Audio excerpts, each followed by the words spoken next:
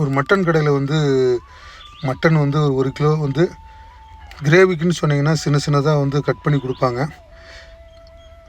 அதை வாங்கிட்டு வந்து வீட்டில் வந்து அதில் கொஞ்சம் கொழுப்புலாம் போட்டிருந்தாங்கன்னா அந்த கொழுப்பு மட்டும் தனியாக வந்து சின்ன பிளேட்டில் வந்து தனியாக எடுத்து வச்சுக்கோங்க.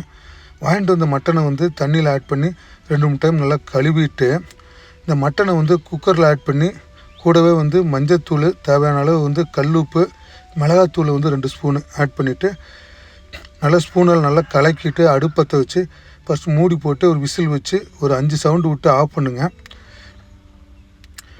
சிக்கன் மசாலா, மட்டன் மசாலா, கரம் மசாலா, பிரியாணி மசாலா இதெல்லாம் வந்து தனியாக வந்து ஒரு பிளேட்டில் எடுத்துங்க.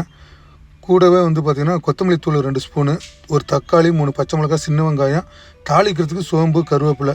குக்கர் சவுண்டு வந்தது ஆஃப் பண்ணிடுங்க. தேங்காய் துருவல் 1/2 மூடி திருவி சின்ன மிக்ஸி ஜாரில் ஆட் பண்ணி நல்லா அரைச்சி ஒரு தேங்காய் அரைச்சி வச்சுக்கோங்க.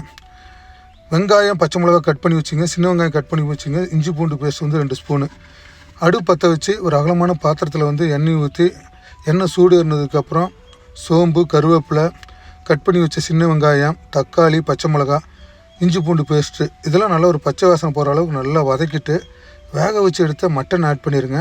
கூடவே வந்து நம்ம தனியாக எடுத்து வச்ச கொழுப்பு ஆட் பண்ணிவிட்டு இந்த சிக்கன் மசாலா, மட்டன் மசாலா, பிரியாணி மசாலா, கரம் மசாலா, கொத்தமல்லி தூள், உப்பு செக் பண்ணிவிட்டு தேவையான அளவு உப்பை ஆட் பண்ணிவிட்டு தட்டு போட்டு மூடிடுங்க. நல்லா வெந்து தண்ணியெலாம் கொஞ்சம் கெட்டியானதுக்கப்புறம் தேங்காய் அரைச்சதை ஊற்றிடுங்க. திருப்பி வந்து ஒரு 5 நிமிஷம் கழித்து நல்லா தண்ணியெலாம் கெட்டியானதுக்கப்புறம் ஆஃப் பண்ணிடுங்க. அந்த மட்டன் கிரேவி சாப்பாடு சூப்பராக இருக்கும். கண்டிப்பாக பண்ணி பாருங்கள்.